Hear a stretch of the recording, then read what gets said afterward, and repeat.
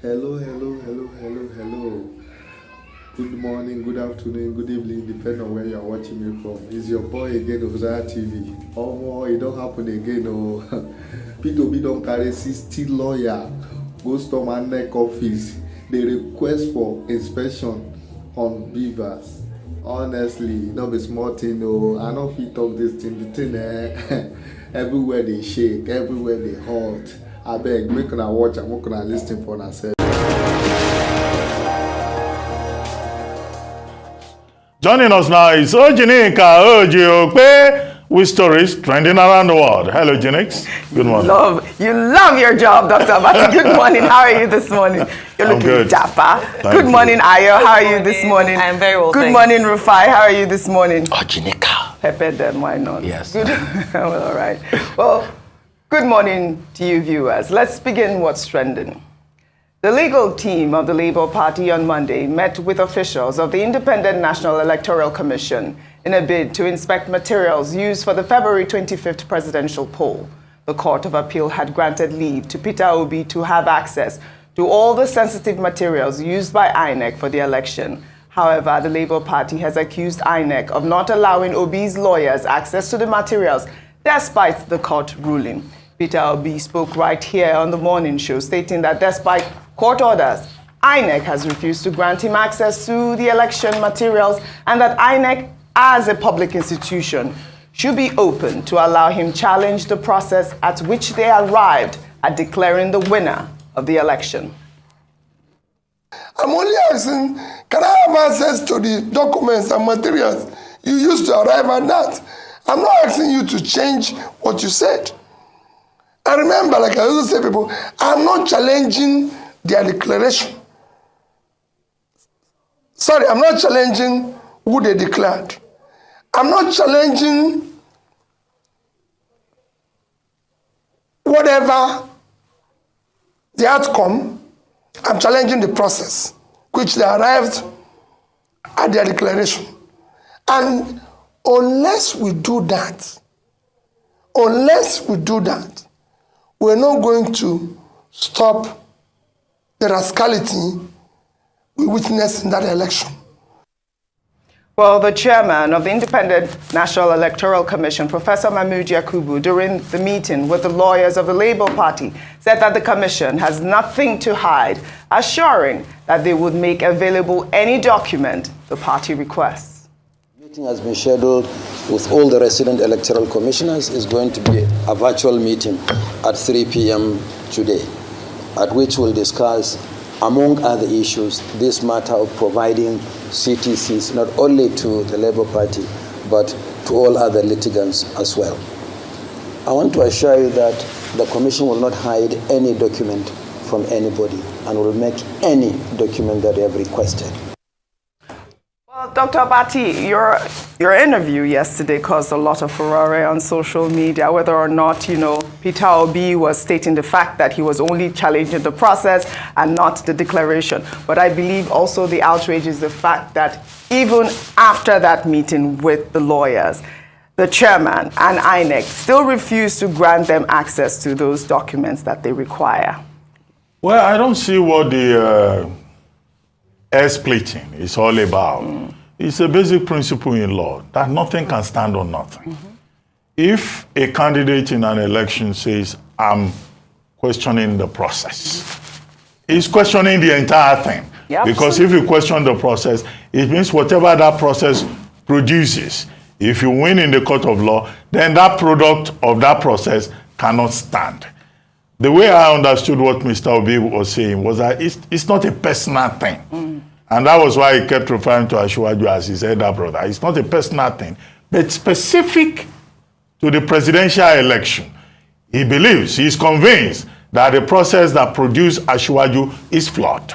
And he has taken the step of going to court, a properly constituted court of law, tribunal in this particular case, Court of Appeal acting as the tribunal, to challenge that process.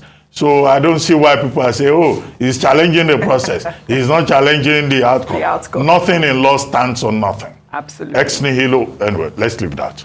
Now, the second thing is that he showed his commitment to his position yesterday by sending to INEC 60 lawyers, led by Levi Uzoku SAN, that went to INEC to say, look, INEC, the court has ruled that you must allow us access to election materials. You must allow us access to data base and certified true copies of the information on the database. We have just 21 days. 10 days have already disappeared. You are preparing for elections. You have to obey the court of law. And as I said earlier on this program, INEC is not in a position to cherry pick. You don't decide on your own which order of court you will obey or not. It's a constitutional matter. Section 287 says that what the court says is what you must obey. Otherwise, you are contemptuous. And I'm glad that Mr. Peter Obi said yesterday that apart from the street protest that is being planned by his party, the party will also approach the court to charge, to seek the leave of court, to charge INEC for contempt. The whole point is about the rule of law. And INEC has consistently failed to keep its own promises. After the court ruled on March 3, INEC came out later and said, whatever the court says is what INEC will do, and that INEC is committed to the rule of law. The same INEC must not be seen to be disobeying the court of law or violating Section 287 of the Constitution. That is the principle. Absolutely. Otherwise, INEC, as a public institution, may well end up putting itself at risk of being described, dismissed, labeled as a lawless institution. Ayo, like I was saying to you, the issue was that tweet that, the interview you guys had. Peter Obi also put out a tweet to clarify that statement. But I'll get you a reaction from some people. This is from Jonathan, who wrote, is the electoral process that led to the declaration of Tinubu as winner different from the one that got a Labour Party candidate of the FCT senatorial district a seat? Isn't the electoral process for the presidential and senatorial and the House of Representatives one and the same? So that question also came up where people were saying, how is it that you are, praising the process that got in, your candidate from the FCT, and then you are questioning the presidential results? But that really is the question. Yeah. It is the presidential election that Peter Obi is questioning. Because as you recall, we had those videos of people saying that they are not uploading the presidential results, so they are only updating the National Assembly results. Yes, and he actually responded to that question yesterday. So for those who are asking, I think it would be good to rewatch it on the Arise TV page on YouTube, because he responded to it very clearly. He said that for the National Assembly, that's House of Reps and Senate, they had no issues uploading to IREV. So they don't have an issue with that. However, the question is, if it was easy or it was smooth to upload to IREV, for National Assembly elections, what's happened with the presidential elections? And that's what they're challenging in court. So I hope that puts pay to people saying, if you could accept those who won the 40 seats you won in a National Assembly to the presidential, I hope that puts pay to that. So now going to the story around INEC. Oji, one of the things we've talked about is the lack of integrity of this institution. And it seems as if, rather than trying to prove themselves as being a credible organization that people can trust, they are doing exactly the opposite of that. We've already looked at the legal angle or the legal implication of the ruling. The question then is, what is INEC hiding? It's contrary to what the chairman of INEC is saying, Professor Mahmoud Yakubu, in that statement, saying that, he said that they have nothing to hide. If there's nothing to hide, what is the big issue around obeying the court order? And earlier we talked about the fact that they've obeyed the court order of reconfiguring the beavers, such that they postponed the elections by 1 week. That's the governorship and State House of Assembly. So why can't they give Labour Party and the other parties in the suit, so the PDP and APC, access to these documents? So when they stall, it puts a question mark on the credibility of INEC and the processes of INEC. If indeed he has said, except Professor Yakub is coming out to tell us that there's a reason why they cannot. Even in that, you need to seek a court order to vary that order in terms of the reason why they do not want to, allow their lawyers to inspect the materials. I think it's unacceptable, and INEC ought to do better by the Nigerian people. Absolutely, and that's the outrage there. You saw that video I played, Rufai, where he said that he assures us that assured the Labour Party that they will provide the document. What was stopping that process from happening? You can see some of the tweets, even from Ajo, if we can pull that up, who is saying that Professor Mahmood Yakubu is about to cause a big disaster in the country by purposely denying Peter Obi's legal team access to beavers and other documentary evidence from INEC as backup to their claim of irregularity surrounding the presidential election, to be topped with a 21-day deadline. Oji, maybe because I live in Nigeria, when people say, I assure you, I get scared because I don't believe it's a prelude to non-assurance for anything. In fact, when people say, I assure you in the public space, Davido's assurance to Chioma is more tenable than their own assurance. Because too many times we've heard, I assure you, nothing is happening. The INEC chief is not supposed to be assuring anybody of anything. He's supposed to follow the law to the letter.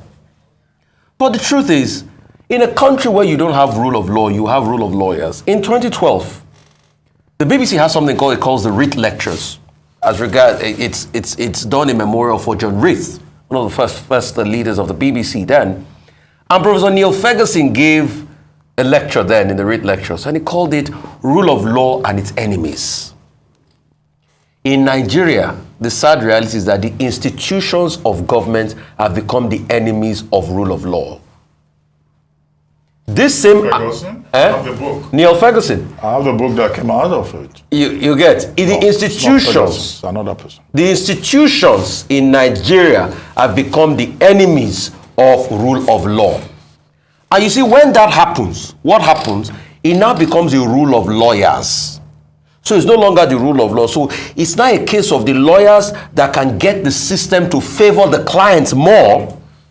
That's what happens, and that's what's happening here. And that's why you see that because the institutions have become the enemies of rule of law, INEC can decide to pick and choose. When the court gave an order, it was quick to use his own lawyers to go vary the order to get his own judgments. So he did pick and choose the one that favored him, but the others, he will not do it. And you see a society where the institutions become the enemies of the rule of law is a society that starts to sink steadily. And that's why Nigeria is where it is today. So we know what is happening. We know the games that are being played. If INEC claims there's nothing to hide, how are we going to believe them? If there was nothing to hide, you should be able to be quick to surrender everything to be inspected in the first place. It is obvious that there is definitely something to hide that we don't know about. And that is what is happening here. So we know.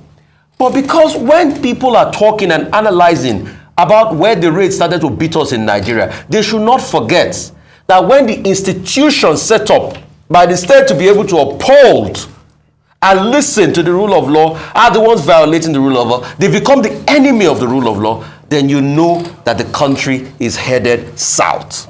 And that's what is happening in Nigeria. So I'm happy 60 lawyers have gone there. INEC should still keep on playing the game of Teddy Picker is playing by buying time, because you know there's a statutory 21 days regulation. Probably they will be able to give what they choose to give and not what can be inspected. And let's see how this process pans out. But they should remember. And that's why we also call on the judiciary. Nigerians are watching.